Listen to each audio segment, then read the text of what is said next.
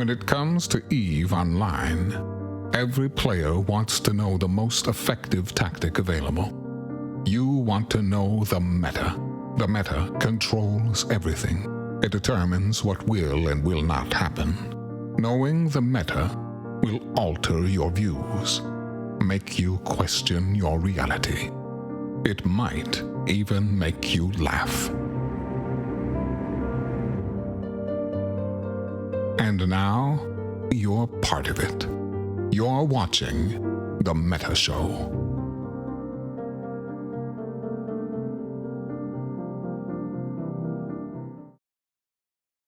Ladies and gentlemen, welcome to The Meta Show. Today is August the 15th, 2021. I am Brisk Rubal. I am joined alongside the Space Emperor of the Ages, the Matani. You are looking at a live shot of the Tower of Legends, lol, laughing my ass off, in the newly cleansed T5ZI.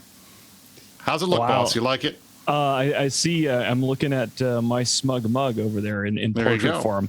I want to apologize, everybody. I'm rocking my after victory bureaucracy, sort of a SpaceX look here. Somebody was asking if I was a convict in chat. No, this is this is one of my SpaceX shirts, and it doesn't necessarily signify anything except after victory bureaucracy. And one of the things that they don't really tell you about, winning the largest conflict in the history of internet nerd slap fights is, I used to say wars are lost by the loser. This war has proven that. And after victory bureaucracy, holy shit, I just got hours of meetings about allocations and policies and just... It has to be done, but I apologize in advance to everyone. Is after all of the effort that we have gone through to cleanse our space, then I'm a little off today, but we got it done, and we're going to go through it. And we actually, I don't know how Brisk managed to do this, but Brisk actually managed to get TheAdj to agree to go on a talk show, right? Which has crazy. Literally never happened before. So we've got a great show for you guys. We've got Asher, we got TheAdj. We have a lot to talk about because the Pappy Men have been beaconing. I actually have a whole 6-point thing about how bad their evac was that came up the other day. So we have a lot to go through here, and yeah. So Brisk, why don't you just take us through? All right. Well, let's get going. We've got a ton of stuff we're going to talk about. Obviously, we're going to talk about the route. We're going to talk about our favorite UTAQ beacon that has been providing lots of lulls for us all during the week. We're going to talk about what's going on with the leftovers of Pappy as they run screaming north. But we also wanted to talk about one of the reasons why we wanted to have Asher and TheAdj on the show today is we're at that point now in the war. Now that it has kind of winded down, at least the first part of the war, knowing that we're still going to go after these guys, that we can start talking about lessons learned. We can start talking about things that we need to pay attention to, things that we did poorly, things that we did well, things the bad guys did poorly, the things the bad guys did well. There weren't that many of those, by the way. But we're going to be able to talk about all that stuff, and we wanted to bring two guys on here who know their stuff. So our top story is Lessons Learned with Asher Elias and TheAdj.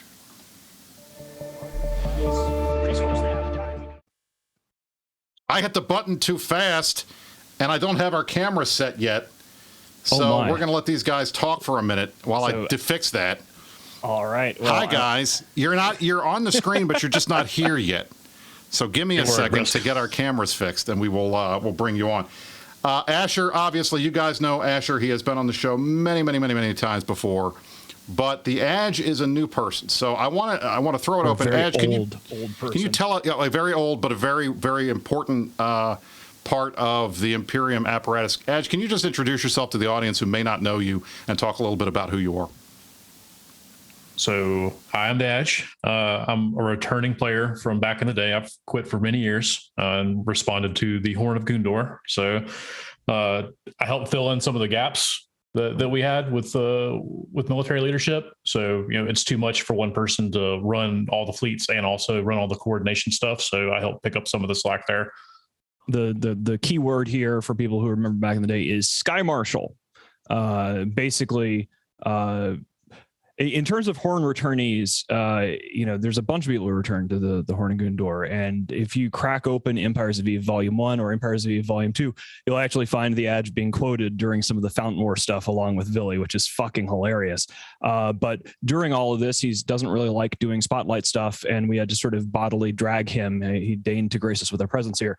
But during the last 6 months or so, he took up basically managing the core team and being the Sky Marshal for our side of things, and it was great. And so basically TheAdj and Mr. V coming back and answering the Horn of Gundor along with everybody else who answered and responded to the Horn of Gundor made a tremendous difference. And that was what he was doing, but he doesn't like to go on shows until the war's over because he didn't want the enemy to know who he was or what he did or any of that. But we're glad you're here now. Yes, that is. Well, we already introduced Asher, but we haven't had Asher on the show in a hot minute either. So, wow. Asher, how you been? I've been pretty good. Brisk, are you doing the tan suit? Is that a reference to the recent events? Like, are we subtly poking any references there? I'm not. Honestly, you want to know what the real truth is? The real truth is somebody like 3 weeks ago says, Briss only has one suit and he only has one tie. And I was like, well, fine. If you bitches are going to say that kind of shit, then I'm going to have to roll out with the different ties and different stuff. So I thought I'd go with tan today.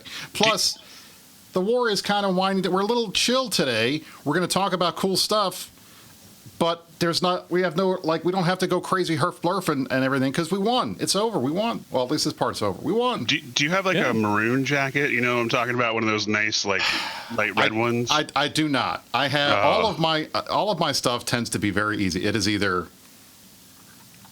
the tan, it is my black, or I've got blue and gray, or some different kind of gray. A tan and black guy. I got it. Say no more. Say no more. And I fixed my audio, so I don't want to hear Briss' mic is fucked up from anybody because it's not. Yeah, you actually have. My mic is great today. Of the weird gain algorithm stuff. McLeod helped fix it. It's great. We spent like 20 minutes going over the mic settings before this. So. Exactly. And I had to do that too. So we're doing all right. Now, Brisk, I have a really important one more suit question. I know you introduced me so I could talk about your suits, but do you have any navy blue suits with gold anchor buttons on the sleeves? I mean, are you kidding? Of course I do. I figured. I just wanted to be sure. I mean, why would I not? Sure. Yeah, come on. It would be sort of a crime if you didn't. All right. So, what have we seen this week? All right. This week has seen a number of major, important, cool things that have happened. The number one thing, obviously, being the T5Z Keepsar was destroyed. And I have to say, Asher, tell us a little bit about the thought process that went into your plan for killing the T5Z Keepstar to make sure that it generated a kill mail, because that's what we all wanted to see. Yeah, I thought it was pretty important, to get a kill mail. I thought our guys would want to link it in local when Pappy guys were talking smack, right? I thought people would want to see their name on it, and a lot of these had not been generating kill mails when we threw everything at it. So I sort of took the temperature the day before, like, how would you guys feel about not using caps? And then when most people were okay with it. So we decided to not use any caps, ask people not to use drones, please. And, try to just use one alt. And with that request, we got 2,300 people. So, but it did generate a kill mail. I think there might be some kind of like, how much is in the structure as well on the mail has something to do with it. And I think fighters seem to be a big problem. So those are the two things I wanted to avoid. But obviously this is not going to have a ton of things in the structure like a Satoyo where, the mail is very long. But yeah, so we got 2,354 ICU circling it, and it generated. So I felt pretty vindicated after that, and no rigs.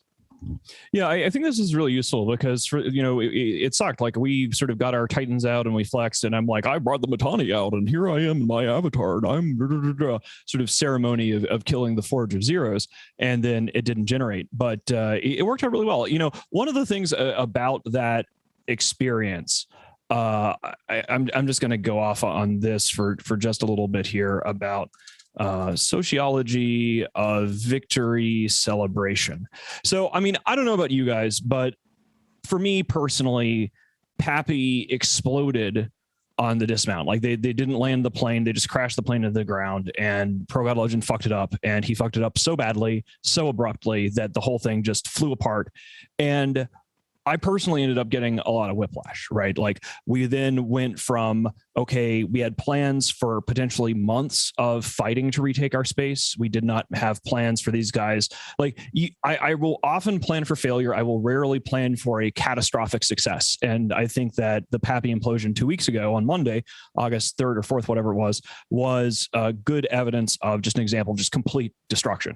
And so then we immediately went into overdrive mode where we had to purge this entire set of regions as fast as we could while they ran for the hills screaming. And we'll talk about the UQ beacon and the stunned carp streaming north to Outer Passage a little bit later in the show.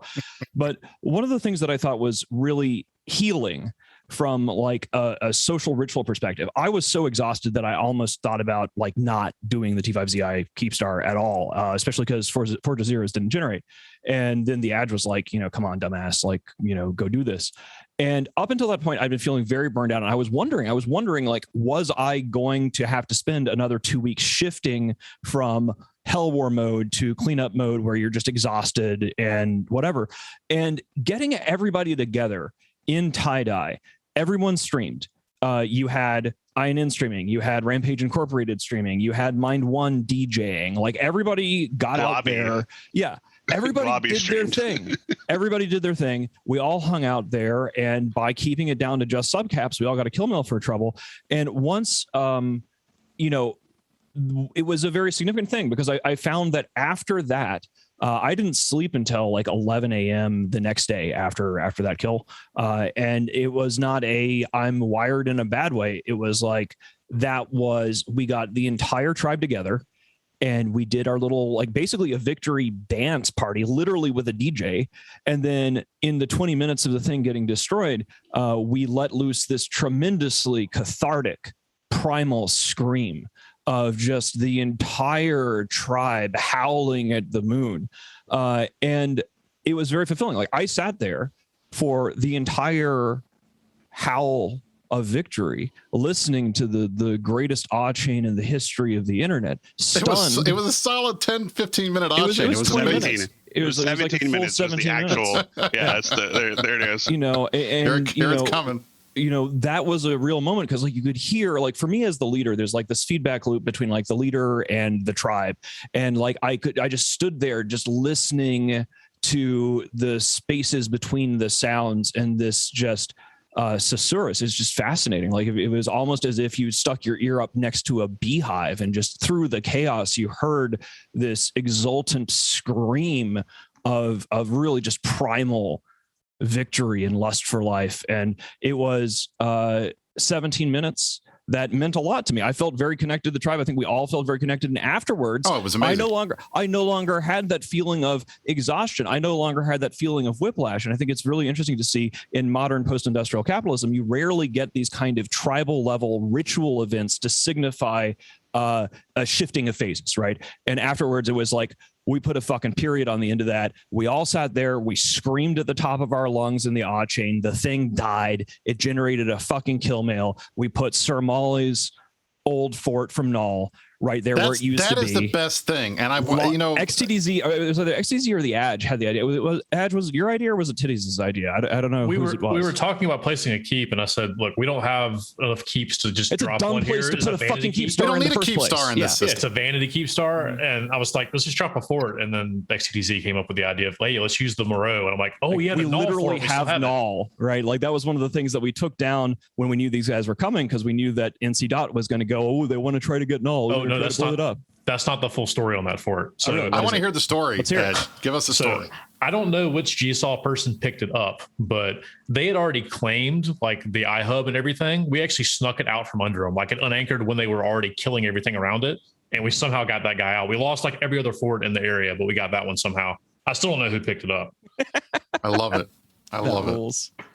I also love the guys that are just having a fun old time. Credit to in the background. Yeah. Somebody's saying Tuesday actually grabbed it. Fucking hero.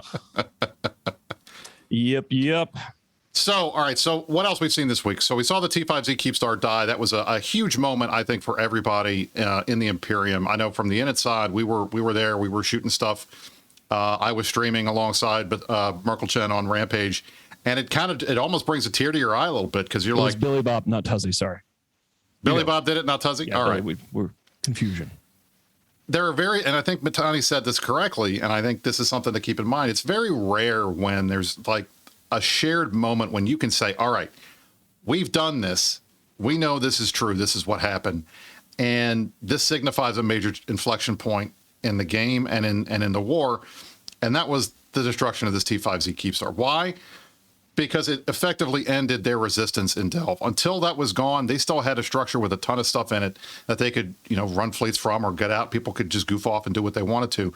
With T5ZI being dead, everything's in asset safety except for hopefully the stuff that's logged off. That's why those bubbles at the top of the screen that you can't see anymore because of the fireworks are there is in case folks log into their big ships that they were sitting in when the Keepstar died. They will warp into those bubbles and then we will kill them and have even more fun. But the whole point is it's rare to get that. You don't really get to see that often. So having that and the ability of all of us to get together. That almost never happens. Exactly. We got closure. We got closure in the old school sense of the word. Now I want to show you guys.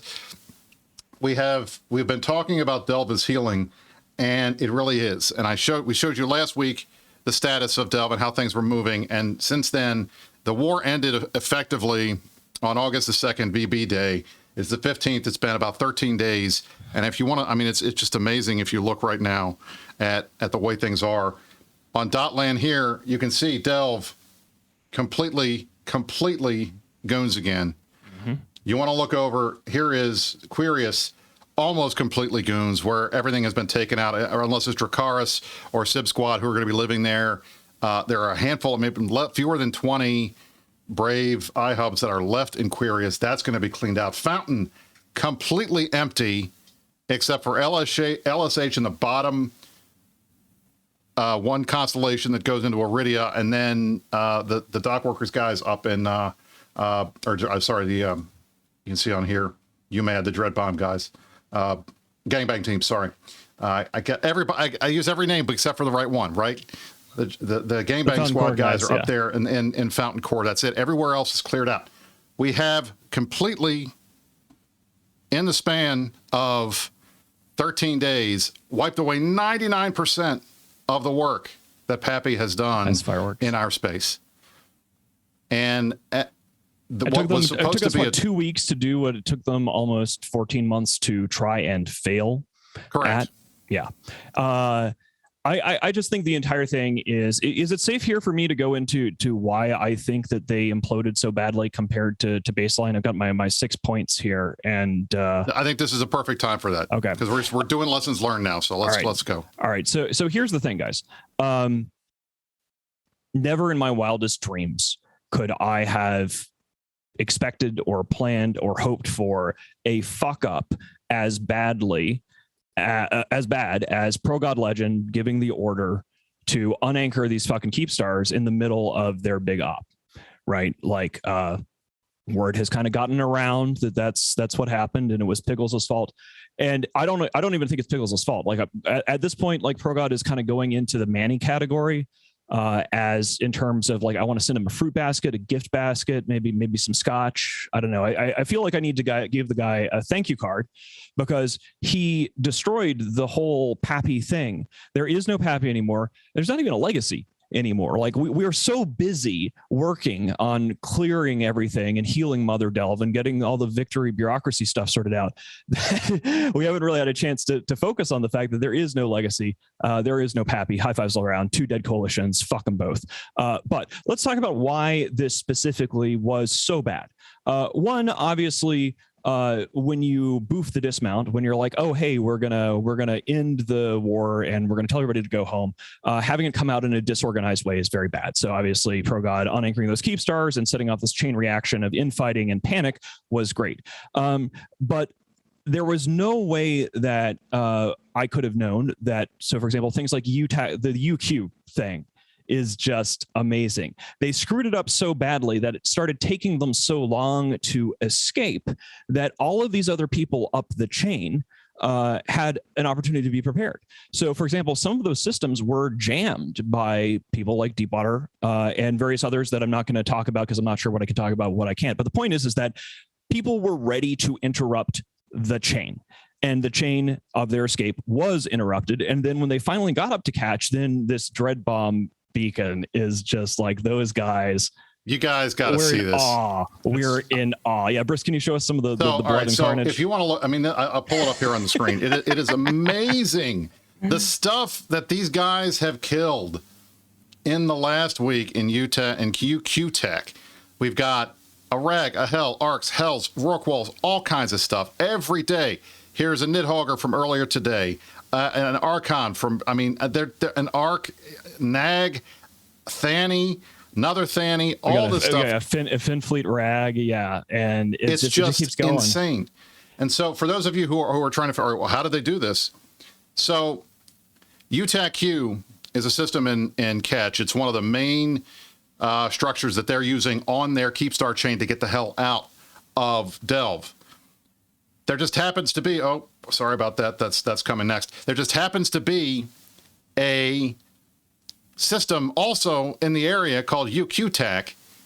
They put a jump beacon up in there and labeled it Fleet Sino, and people are still not jumping from their watch list. They're jumping from their capacitors, and they're jumping to this fake bait Sino, bait beacon in UQTAC instead of UTAC-Q because they just look and see the U, and boom, it dies. It is absolutely hilarious. You got the UQs, you got double UQs. There's two GEs, and GE is an important system. Right. And there's Victor 3 and Bravo 3. But when people say V3, B3, it is very hard to hear on Mumble. Right. So Catch is like the most confusing region to get directions in. It's like it's like driving around Boston. It's beautiful. Yeah. It really sort of reminds me like they just took like the wrong off ramp, and now instead of being in DC, they're in fucking Baltimore, and good luck. I can say that as somebody who spent 4 years in Baltimore. But regardless of that, like, yeah, the whole thing is it's a dream beacon setup. Like they are just feasting. Here is this entire river of panicked, stunned carp streaming towards the galactic northeast. And one of the other things we haven't talked about yet is the stampede. Now, I want you all to keep in mind, this was originally supposed to be a 3-week planned organized retreat because the leaders in charge of what used to be Pappy were such a bunch of dumbos that they honestly thought that they could just take 3 weeks to retreat, and then ProGod blew the whole thing up. But this fuck up has created the biggest fuel crisis in the history of EVE Online. It is like 1973 lining up for fucking, bags of gas, right? Exactly. Like, we're going to some 70s stagflation jokes here. But one of the things what people need to keep in mind here is to get all the way up there, it's like 200,000 topes of whatever flavor, 200,000 topes per capital ship. Now, each of these, now keep in mind, guys, they had some fuel stockpiles, maybe little caches, but they didn't plan for ProGod Legend to unanchor the Keepstars in the middle of their tie-dye op and set off the biggest route in the history of gaming. So this stream of thousands of Pappy men desperately trying to get fuel to flop their way incompetently north, getting picked off the entire way, has resulted in a galaxy-wide fuel price spike. And there's really just a huge issue with just getting the fuel in the first place. Like, the supply hasn't recovered yet, because if you unexpectedly, now I don't know the numbers, and we will get a better idea of the actual numbers ideally when the MER happens, because it is difficult to actually make a decent guesstimate as to how many thousand capital ships have been sent north. But I think it's a fair estimate given the sheer scale of Pappy, because they will try to get you to forget this, but these dumb motherfuckers blew to 103 alliances and got 152,000 pilots worth of Pappy men. And 152,000 pilots worth of Pappy men is probably at least 5 or 10,000 capitals. Well, don't forget, ProGod told us it's at least 1,000 Titans coming here. So almost a full 1,000 Titans, because apparently, and also keep in mind numbers. So we know keep in mind, in addition to them using all this stuff, there have been problems with the ice belts for months now. They changed the way that ice belts spawn and how they're distributed across the game. So there are a lot of places that have not seen ice belts in a long time. And the result is as you noted, all of this stuff is spiking pretty crazy. It's so good. They may have came here with 1,000 Titans. They didn't go home with 1,000. Oh no, they absolutely did not go home with 1,000 Titans. They didn't even come here with 1,000 Titans. I think that was actually before the Horn of Gondor. Is early. TheAdj, was this before the Horn of Gondor? Did you get to see ProGod's post about how we're going to be bringing, like, we sent the Imperium? I don't think so. They moved. I think they moved when I showed up. The reason why this is funny is if you were here before the war, when we went north to Glass Tribute against NC Dot, we rammed 1,100 Titans up their butts, and then ProGod tried to brag about, ooh, we're going to be sending almost 1,000. Like 2 years ago, we deployed 1,100 Titans. You're bringing the entire galaxy. We publicly, there were scans. Everybody at the time were like, oh my God, it used to be 1,000 Megathrons, and now it's 1,000 Titans. Who's ever going to beat the Imperium? Da da da da da. Whiny puppy drivel goes here, and then dumbass ProGod Legend and all these other dumbasses who are the Pappy Men go, ooh, ProGod says we're going to bring it. Like, you literally are threatening us to attack us on defense with, anyway, whatever. They're dumb, and now they're dying, and that's the important thing. Is they're dumb, they're dying, and unexpectedly, because of this fuel crisis, one of the things I want people to keep in mind is how this impacts their line members. Because in the Imperium, of course, we realize that having wealthy line members and wealthy corporations results in a successful whole that can stand up against the entire galaxy. I think you mean worthless crabs is what you're trying to say. Oh, that's right. Oh, sorry, right. worthless Yeah, exactly. crabs. Worthless crabs. crabs. So we're all just worthless crabs, and 30% of us will run away the moment that anybody gets to Delph. It turns out that the Pappy Men were projecting everything, and everything they said about us was actually just describing themselves in the mirror. But that's what you get when you follow people like Villy, Pickles, and Elfboy. But these guys running north like they are is just, it's so amazing to me, because it's not just that it's a fuel crisis. You guys need to understand, when initially it was looking at like a 300 million ISK bill to get one capital from T5ZI all the way up to like Outer Passage or whatever. Now that the fuel crisis has gotten underway, that bill is headed north, and we don't know where to the moon it's going to stop. And the best part is their line members have to pay for it. Their line members have got to try to find the fuel. They got to find the money. They're skint on money. They're skint on fuel. The supply isn't there. These stunned carp, and I'm saying this to everybody who's not a Pappy Man, because there's a lot of people out there who have wanted to shoot the Pappy Men as they flee, the coalition formerly known as Pappy, and there are thousands of easy prey. And the thing I love about it is when you kill a stunned carp that is flopping its way upstream, evacuating, these are evac kills. It's not asset safety. You get their stuff. And one of the things that is wonderful, if you want to just enjoy a little Schadenfreude, go take a look at the kills on the UQ beacon, and you will see, you know, if these guys had asset safety, they would take a 15% haircut. But it's like, oh, here's a Rorqual with everything this nerd owned, and now it's gone because he jumped to the wrong beacon like a moron. It's hilarious. I love the stun carp stream. Enjoy, everyone. It is the Imperium's gift to the rest of EVE Online that is not the Pappy Men, is please enjoy hunting their evacuation routes. It's content for everybody else, not in Delve, for a change. And so there's two other things I wanted to bring up, and then I want to talk to Asher and TheAdj a little bit more. Mm-hmm. First, I got the new activity numbers for this week, and I had them on the screen for a second because I pushed the wrong button. Our activity numbers for this week are higher than they were in M2. That's how crazy it is. We have actually seen a tick up in the last week, whereas all of the BADs, with the exception of Winter Coalition, have seen massive drops in their activity, way below. They're not killing anything. They are not doing anything. It is absolutely hilarious to me that these guys have just decided they're just going to stop. Look how exterminated we are. We have higher numbers than we had at the start of the fucking war. And the second thing I want to bring up, Second thing I want to bring up is, we know one of the goals of the BADs coming down here to attack us was to harm the Imperium, hurt us, take away our ISK, take away our structures, take away our wealth. They wanted to destroy our super fleet. None of that happened, okay? And now, with all of the assets that we've been destroying throughout Fountain, Delve, Quirius, and Period Basis, the World War B ticker has finally kind of slowed down a little bit, and we can look at the final, at least based on Z-kill numbers, the final total ISK value of this war up to date. And you're going to laugh, because not only did these guys fail in taking their objective, they lost the ISK war too. 96 trillion ISK. 96 trillion ISK lost to suck compared to 79. Sucks and it's to still suck. going. It's still going. Now, I mean, of course, I want everybody to keep in mind here that war is not about kill boards. War is not about the ISK war. It is fun to win the ISK war when you can. If you can't get the strategic objective, you try to win the ISK war. But at the end of the day, ships are ammo. And if there's one thing that has been conclusively proven through this war, it's that the kill board culture of being obsessed with your kill death ratio doesn't work anymore in 21 any better than it did in the Great War 10 years plus ago, right? Like if you are a ISK loss averse, thin-skinned elite PvP shitlord like Piggles, Villy, the Pappy Men, you're weak.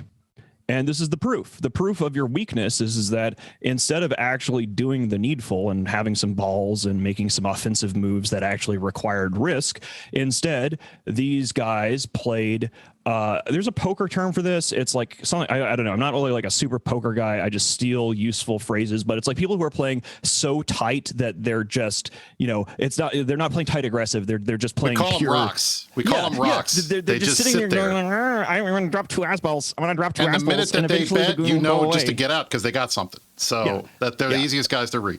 And we're just getting started here. Like we're going to rub this ISK thing in their faces. And I want everybody to understand that I encourage you, if you're a member of the Imperium or if you're not one of the Pappy Men, to repeatedly rub this in their faces. Not because we believe that caring about the ISK is the way that you win wars, but because fuck them. That's why. This is what they cared about. And I think it is hilarious. We are never going to let these nerds forget about this shit. We are never going to go like, oh, well, it was fine, whatever. It's just hilarious because we're not even done yet. Like we still have, I don't even know how many of these goddamn citadels we've got to fucking clear out. But that number is only going to go up, and we still have to wait for the stunned carp. Most of the stunned carp aren't even in the drone regions yet. They haven't even gotten there. They're like either on the border or they're close there. They're still flopping about on catch, trying to deal with this UQ thing. It's beautiful. I've never seen anything like it on this scale. I love it. It's fantastic. It's amazing to me. And I love watching as the structures die and the new structures get put up and the names of stuff that the guys are putting up. So we are putting up a ton of things in B170, our new stager system for Init.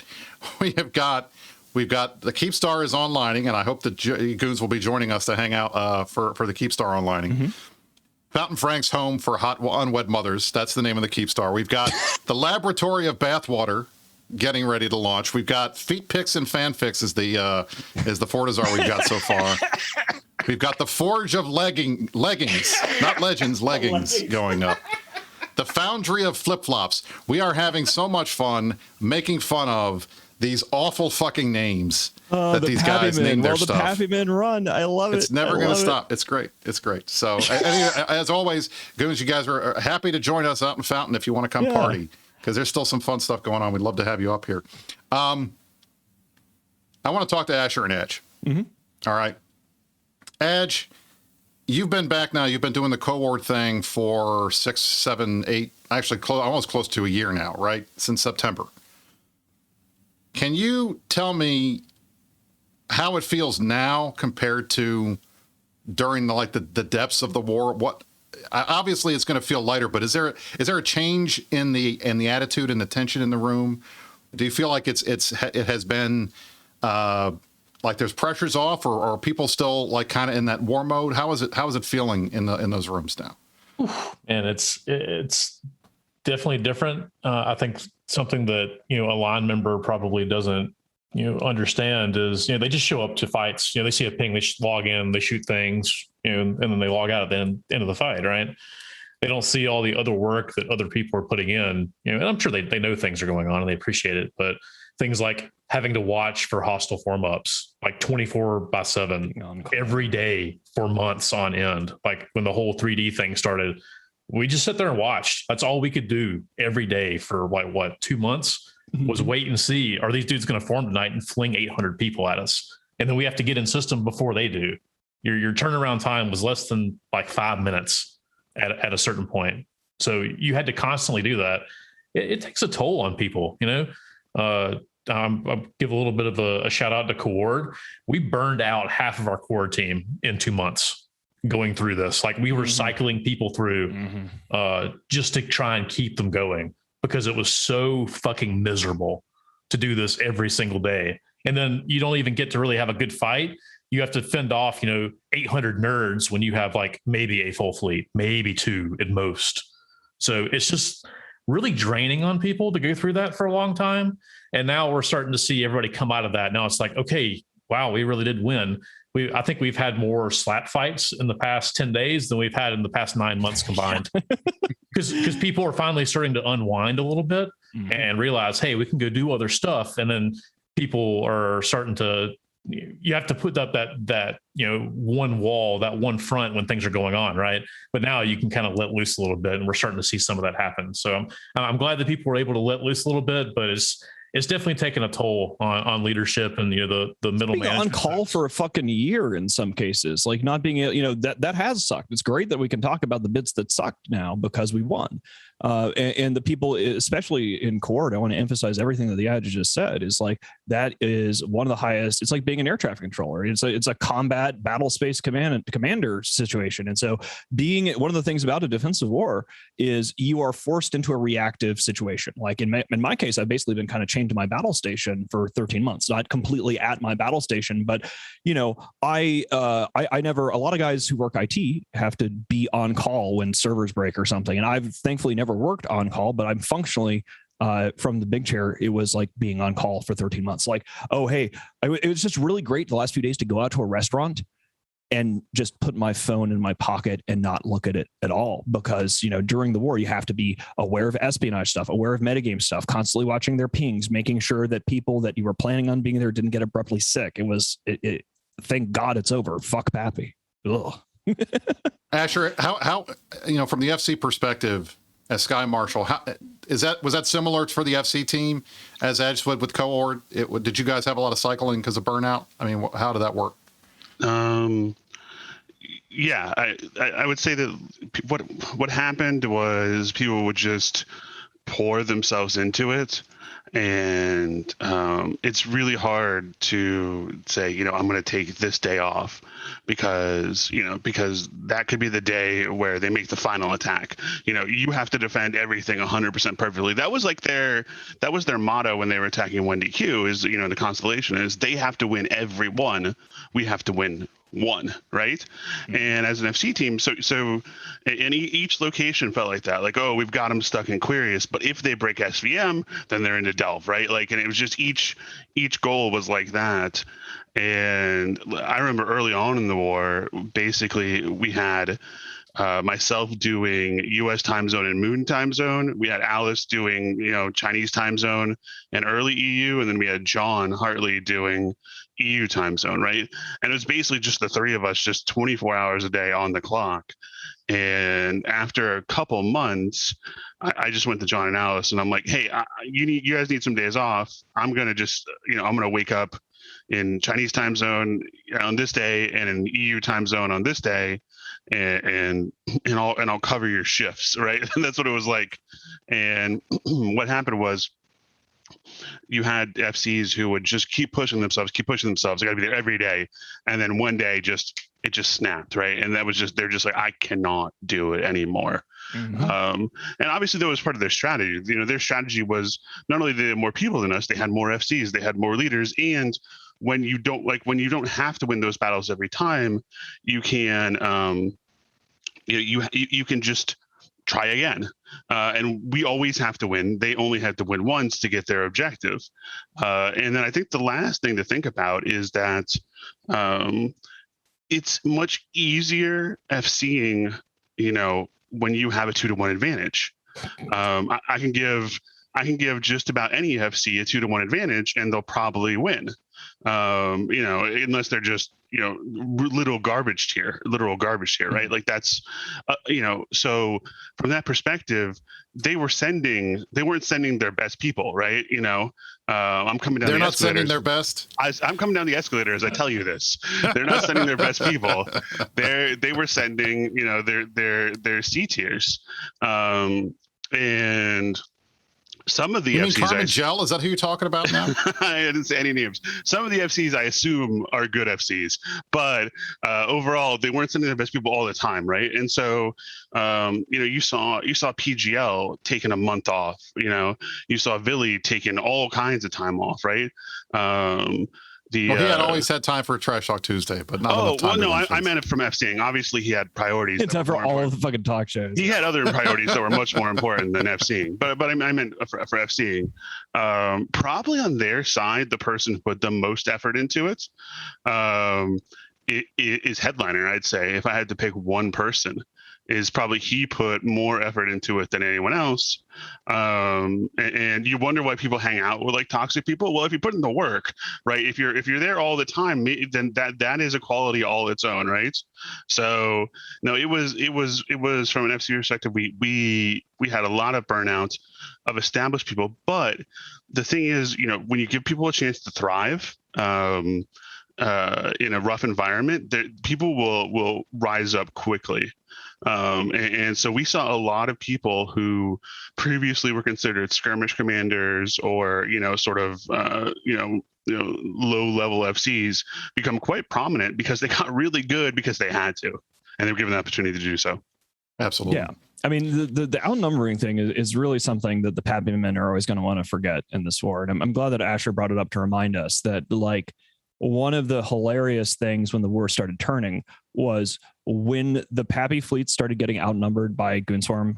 It was suddenly our guys have been, the bodybuilder analogy here. If you're a boxer or something and you're holding weights down and you're fighting against stronger opponents or 2 or 3 opponents at once, which you wouldn't even be doing in a fucking boxing ring. So fuck that analogy.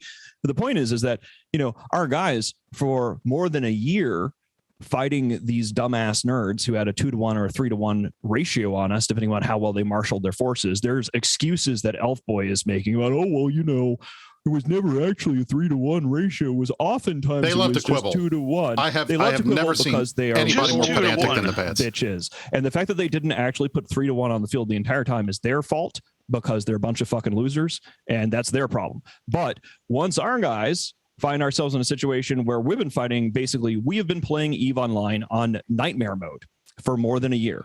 And now things are a little bit easier. And it's going to be interesting to see how well the Pappy men do when they are not all together. That makes me so angry too. Just 2-to-1. Give our right, FC give our FC team 2-to-1 odds. Give our FC team 2-to-1 odds, and we will take any system in the game that you want. I don't care who it is. That is an innate thing. We will take we view a 2-to-1 odds against us. That's fair. It's finally fair now. We're okay. We'll take that fight. What drives me crazy with Billy and the Duck of Disappointment and these guys, they are the biggest pedants ever. They will sit there. You can say, "Hey guys, it's 5:00," and Billy will say, "Brisk, you're a fucking liar. It's not 5:00. It's 4:50." 5:02. Yeah. Well, actually, you said this time it was this thing, and now it's You're not. They're well actually nerds. It's really 2.789365 to who's 1. The worst about that though? The worst on their side. Some of them are kind of stand out, like Villy and PGL and such. Gobbins has the worst way of talking to his people, where he just says things where he's kind of right, but not quite at the same time. Like when the whole CSM voting thing came up, when the results came in, he sent out this crazy fucking ping that was like, "Oh well, we and it was wrong. We want, yeah." He was. That's the thing is, he's wrong, and he knows that he's wrong. He's not stupid. He's not a dumb person. He knows that he's lying, but he's doing it intentionally and in this way that kind of obscures the truth a little bit. It's all very calculated, right? Yeah, it's 100% on purpose. He is not a dumb person. He knows what he is doing, and he just lies constantly to his own people. And it really irritates me that he gets away with lying to his people like that, and they just don't call him on it. Or if they do, they probably get shot in the back of the head pretty quickly. They don't care.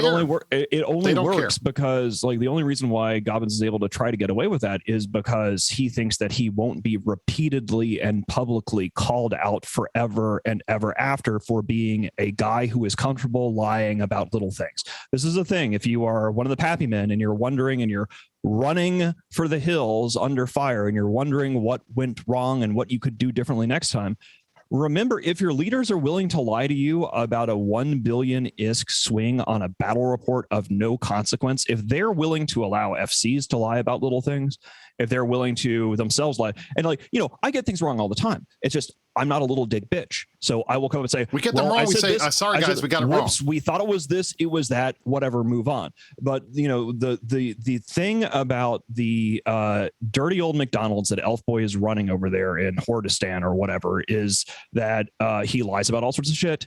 And he fucking sucks, and he's not going to stop. He knows he's lying. It's just that he holds his line members in contempt. He sees them as McDonald's customers, and whatever, fuck them. They made their bed and lie in it. But that's the thing, is he lies about the trivial. Like, it's not just that he lies occasionally; it's he lies regularly about ways that are easily proven to be lies, and it's just sad. It's just sad. That's all I got. I'd like to bring up a topic. It was about 30 minutes ago. You guys brought it up, but Mittens was on an epic rant, so I really couldn't get a word in. I watch a lot of sports, right? And if you watch a lot of sports, you'll see like these old recycled coaches, and they haven't ever won anything, right? And they keep getting hired, and people will be like, why are they hiring this guy again whose average winning record is 40%, and there's only 30 jobs in this, you know, in this entire league in the whole world, right? There's got to be someone better than this guy who's had 10 chances and keeps failing, but you know, the ownership keeps hiring this dude because they know him or whatever, or they don't want to take a risk. Like, do you guys? I get that feeling for some of the Pappy leaders, you know, especially PGL and Billy. They've failed so many times, and it's not just, you know, if they say, "Hey, Test, we're going to war," basically Test has to do it, right? But when they approach, Gobbins, you know, when they approach Vince and say, "Hey, I've got this great plan, foolproof plan to beat the Goon," right? Why do people keep going, you know what? Because of your track record, I think that's a great idea. I think we should do that. Who keeps hiring these people, and why? Why the fuck did Vince let those fucking? I think he was just delegating it out. He's tired, dude. He's tired. Like, he just didn't want to do the work. That's what I think it is. Exactly. Like it was just these fucking, like, just imagine. If you had told me 2 years ago that there would come a time where the entirety of Eve would actually form a blue donut and that they would come attack Goonstorm, I would believe that. What I did not believe, and what I would not have believed, was that the plane would come from Manny, Pro-God, Villy, Elf Boy, and that the people that would nominally be the adults in the room on the hates Goonstorm side of things would just let. And this is great. Again, I think I owe Pro-God a gift basket, right? A fruit basket or something or other. Thanks, dude, for ruining the entire galaxy. But they basically, the entire galaxy, all of Nullsec blew themselves and followed Test Alliance. Please, you know, are the Cleveland Browns still bad at sports, or they gotten good now? You're gonna piss Mark off. You can't say that. Insert some sort of football team that is infamous for losing lots of things, that even to the point that I would know about it. You can talk about them. How about that? Right? Yeah. Go ahead, Ash. I was going to say that's what surprised me the most about coming back is, you know, one day I checked my email and see this, you know, Goon Swarm like private message. I'm like, what the fuck? What's this for? I go read it and I'm like, wait, you guys let Test run this? Like, I was so confused. I was like, man, I ran these dudes off to Losec last time. What the hell are they doing leading something? And then I get back and I'm like, oh God, they didn't change one bit. And this is what I think, it's hilarious. And I asked this question before, and I'll ask it again. You know, why are people following these guys? I mean, I can understand. All right, for Pro-God, all right, he's a pretty well-known guy. He's funny. You know, he's in all the funny videos about screaming at fleets and stuff like that. But he's got a pretty good track record and he's a pretty good FC, right? But I don't understand why people are following Villy. I don't understand how people can follow these guys that have no charisma, that are not. I don't get it. Like, why? Here's the theory, Brisk. Here's like a. Okay, so you're a line member in any of these groups, right? Like, you get SRP, it might be delayed, and if you're a test Titan pilot, you might never get it. But in general, right, you're going to get your ships replaced. So the only thing you're putting in is your time. And if you were a line member and you said, hey, it's 2-to-1 odds, you know, even our FC team could do this, and a lot of them think their FC team's good, so they're like, oh, this will be a rollover, right? And we already don't like the Goon. We don't like the Matani. We don't like whatever. You know, they for them, it probably seemed like a pretty good thing. And so you say, well, why are these people doing it? I mean, from a line member perspective, I kind of get it. But from a leadership perspective, if I'm submitted a document from Manny, like, oh, here's our plan, Manny made it, I would be like, I'm sorry, Boat. I don't mean to do this to you, but if I went to Mittens, I'm like, listen, I got this plan for how to counterattack Test. Here's the document that Boat made. Mittens is not going to listen to me. He's not going to listen to me because it would say get in your Drake and bring 10,000 rounds of T1 ammo, right? Like we've tried this before. So you like if Manny comes out with your planning document and the leadership team is like the leadership team is like, hey, this is a great plan from Manny. Like what's right? I don't get that. I don't get that at all. Right? Exactly. Manny, I got something. Manny is like 50 times worse than Vote, right? Like, you know, here is the guy that is literally in the history books as being the dude who still insists that he didn't forget to pay the soft bill, right? I didn't forget to pay the soft bill. It was CCB a bug. And everyone except for Manfred Sidious's pathetic narcissistic ego has accepted that he done fucked it up. The thing I think about, I believe that the reason why everybody followed them is. And the reason why the route is so big is just at the end of the day, these guys just had a couple of bedrock assumptions. And one of those bedrock assumptions was we beat the Goon in the casino war when we had free money. When they were getting 700 billion ISK, at least Sword Dragon was getting 700 billion ISK a fucking week, right? Just they had infinite ISK cheats, which incidentally, by the way, guys, there's only been 2 wars here in the last 5 or 6 years at the block war level. There was the casino war and the Vietnam War. That's the official history. Anything else is verboten. But in the casino war, I remember I was watching some YouTube about psychology, and people were talking about they had an experiment where they made players play Monopoly games against each other, and then one person was the rich person, they got twice of everything, and the other person was the poor player. And then they watched the behavior, and they noticed these commonalities that if you were the rich player and you had just happened to be given at a dice roll, you got twice as much stuff as the poor player in Monopoly. By the end of the game, the winners, who are always the people that have been given twice of everything just because of a flip of a coin, had justified their intelligence and had rationalized to themselves, because humans, myself included, are just a bunch of dumb fucking monkeys, had rationalized to themselves that, hey, I did it because I'm smart and I'm great. And that's the exact same thing that happened in the casino war. These guys had ISK cheats in the form of a now banned set of casinos. They had an infinite ISK hose, and that's why Billy has his Champion's Jewel and why they have all their faction titans. And these nerds convinced themselves that because they had won last time, because they had infinite ISK cheats, and I'm like, well, we can't fight this after CO2 betrayed us. We're out. Bye. That they believed that the moment that they got to Delve, like Billy said, 30% of Goonstorm is going to leave. They're all crabs. They ran last time. They're not going to stand and fight. So it's so funny to me watching the refugee convoys fleeing, because up until about, like, seriously, their line members actually fundamentally believed that they were going to win up until the last couple weeks. So it's good. It's good. That's why they just thought they believe they're in bullshit. Fuck them. One of the last things, we're getting to the end of the show, and I wanted to talk a little bit about one of the things that I think is a lesson learned that the bad guys still have not figured out. And that is the value of having a shared culture, the value of having I won't even call it propaganda, but just having media outlets, having the ability to get your message out in a narrative form, to talk to people, to get people excited, to get them watching. We have said from the beginning, the Meta Show is a Saturday icon now. You guys all here, we got 1,700 people watching the show right now. We've been putting on a good show for you guys every week, and I think it's a pretty important part of the feeling of group, the feeling of belonging, the feeling of tribe that we have within the Imperium. Not just Goons, not in it. I mean, all of us together. We know Saturday afternoon we're going to go and watch the Meta Show. Saturday night we can go and listen to Mine One. During the week we're going to watch these guys do stuff. We're going to have our events. Theta's got Theta Thursday. Delta Squad's got their stuff. You've got all of these different things that are combining together to create a sense of place and feeling of an esprit de corps that kept us going throughout the darkest days, where we know, you know what, maybe things suck, but something fun is going to happen, and I can look forward to that, even if I have to watch as my stuff is getting blown up. And Pappy never figured that out. They've never done that. Their closest thing to it was Ron USMC streaming during the day, but as soon as things started turning bad, he stopped streaming. And Trash Talk Tuesday, which is basically an open forum for anybody to go on there and say whatever they want, and it was never done in a way that show could be called like the Pappy version of the meta. There is no Pappy version of the meta. There never was.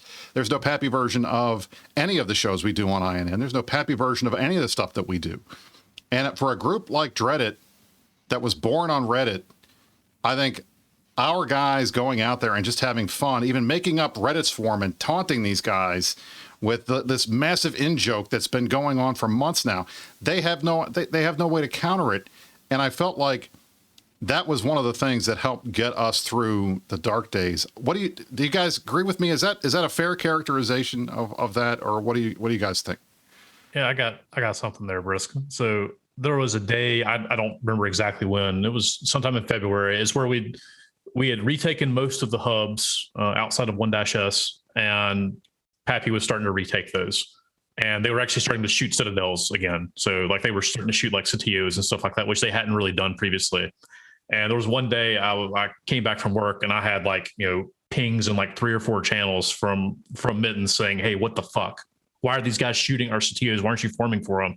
And we had to have this really hard conversation that was, look, dude, there's 60 of these things. We can't defend these. They're not cored because CCP dropped the whole quantum core bullshit on us. We're like, okay, we can't defend these because we can't tether. And if we put something in them, we're just giving these guys a Citadel core that we can't really afford to give them because 1, they need them. And they said it very openly. They needed them. Thanks for that, by the way. And then 2, we didn't want to spend the money on it when we could use it for SRP, right? So we're like, all right, well, we're just going to let these things burn. The only way that a strategy like that works, where you're like, all right, we're going to let these guys waste their time burning all these citadels down and taking all this space that we can't defend, is if you have such good cohesion that you can deal with watching your shit burn for 3 months.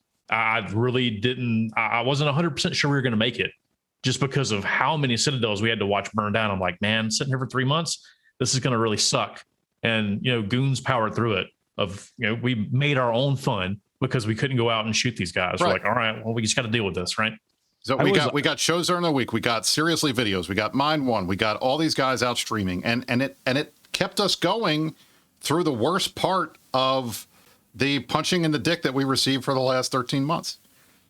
I have to say thank you guys for still showing up and watching the show. I think for us, I enjoy doing this. I like coming here and putting on this for you guys, and I like being a part and knowing that, alongside Cryo and Seriously and the rest of these guys have been doing all this work on the propaganda side, that we've been able to keep things going and keep you guys entertained, so that when it was time, when we knew that the bad guys were at the end of their rope, that we were ready to go back over the top and just take these guys out. And it was because you guys were still excited, and you have been throughout the war. So Thank you. Thank you all for continuing to do that. Yes, absolutely. Yeah, it's cultural victory, right? Like at the end of the day, like one of the big advantages we did have is that we were on the defensive, but we are a united culture, which the enemy didn't acknowledge or agree until they lost to us. So whatever, who cares? Fuck them. And Pappy was just a shit pile of every single puppy following Test off a cliff. And I think that was critical. Like, I think that every time I would see a new Seriously video, I would realize that, because in the line level, we try to make sure that the line is constantly happy, right? We want them in fleets. We want them doing things. We do this for our people. And upstairs, it can be rough because of what TheAdj was talking about and what Asher was talking about earlier is like, being on call, having to react to these things. When something collapses, in many cases, these are organizational competitions where essentially your job is to duct tape your org back together. And can you fix your organization faster than the other guy's war exhaustion burns him out? And having those videos, having the meta show, having the other shows, having everyone engaging in propaganda, like Cryo's amazing posters, everything the Ministry of Truth does. There's, it's tough. We start giving shout outs about this. And if you think about it, there are a lot of shout outs to give, not just, Mind One isn't just a DJ, right? He and I think an entire team of people were taking clips from the firesides and producing fucking bangers for us, in addition to the stuff that Seriously did. There's so many people that contributed to the cultural output of this is something worth fighting for. These are people worth fighting for.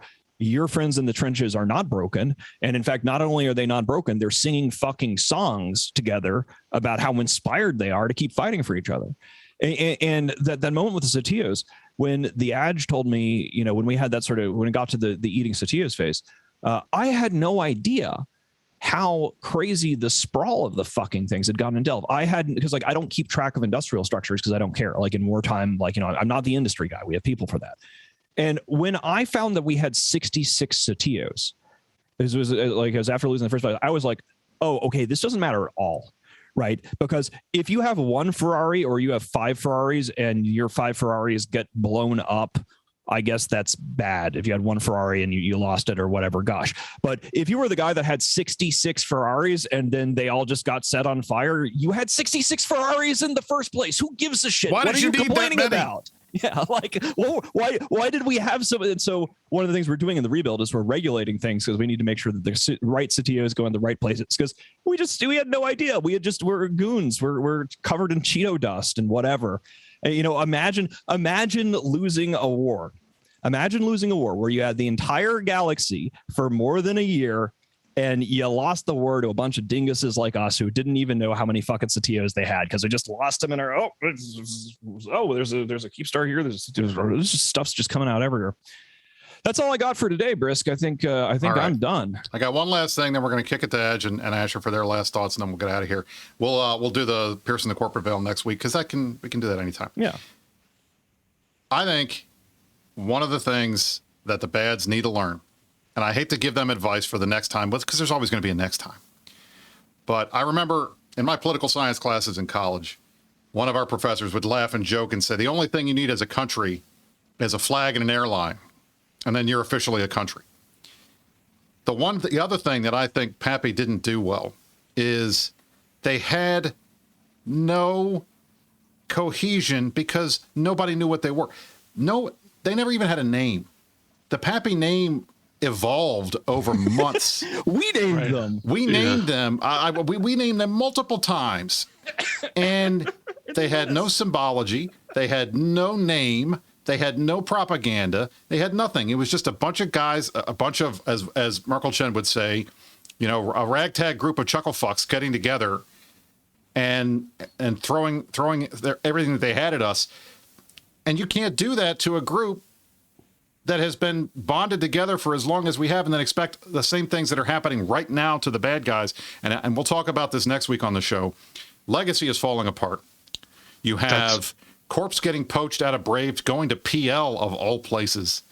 You've got AARP falling apart. You've got a number of other groups that were legacy groups that are just walking away. Severance is apparently joining Fire Coalition. Fire is resetting Legacy. It's just all kinds of stuff that's happening right now. Fed Up is dead. All kinds of stuff.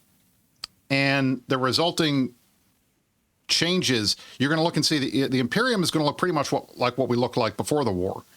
The bads are going to look completely different. And I think that's a part of the fact, part of the thing is they came at us without putting any of that stuff together, without thinking that it mattered. These guys don't think any of this stuff matters. They make fun of us when we have talk shows. They make fun of us when we do funny things that the guys like and that make them laugh. They make fun of us when we do music videos. They call all the stuff we do cringy. Well, you know what's not cringy? Winning. That's it. That's all I got. Asher, how do you want to end this? How do you want to end this? Well, I mean, I have to say, Rich, that all the reasons that you listed for why they lost, I mean, that's the reason that this war could be lost, not because of what we did, but because UEFA scheduled the Euros in July, which right, exactly, which is my understanding to the reason why the war fell was because that there was a tournament for soccer on, and that God really damn, just England killed, doing so well this year. Yeah, that just killed the war. But no, I mean that's I think the what we're going to have to do over the next few weeks is try to identify everyone who put the time and effort in, because this is when feeling is going to get hurt. There are a lot of people who sacrifice their time, their personal life, and put a lot of effort into this. And we want to try and identify each and every one of them so we can give them the kudos that they deserve, because there are a lot of people on our side and their side. We just ended up winning, but on our side put in an exemplary amount of effort to securing that victory. And I think it's going to be important to recognize that the spirit of Wakataka Kage resides in all of them. Adj, what do you got? Any last parting thoughts?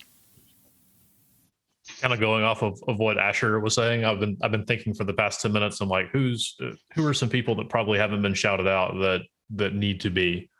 First on my list, obviously, Cord, my group, did a little bit earlier. Just incredible work, especially like not especially, but just the last 2 weeks shows you what they can do.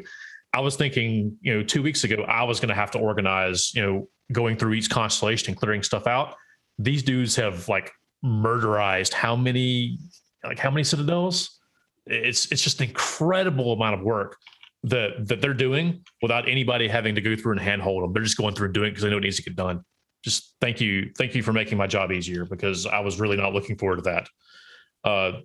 SIGs and squads, like we have SIGs and squads in the Imperium that aren't necessarily getting broadcast to all like all the fleet commanders are, that do just as much work, and in some cases more, because they do the things that we can't really advertise out, in the public.